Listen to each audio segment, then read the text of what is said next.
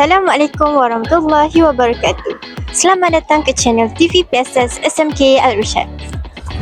Hai, saya Safia Anissa binti Azhar Nizam, pertama bertugas pada hari ini.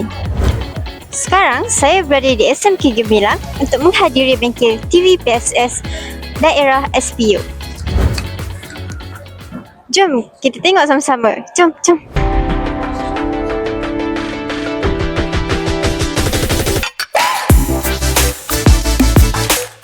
Assalamualaikum cikgu. Waalaikumsalam warahmatullahi wabarakatuh. Nak tanya cikgu, apa tujuan cikgu adakan bengkel ni? Baik, tujuan bengkel ni ialah untuk membudayakan dasar pendidikan digital dan dalam penghasilan kandungan digital yang berkualiti lah. Apa perasaan anda selepas menyertai bengkel hari ini? Saya rasa teruja sebab saya dapat timbul ilmu baru dalam bidang fotografi dan videografi. Okey, so apa harapan cikgu untuk murid-murid yang datang ke bengkel hari ini?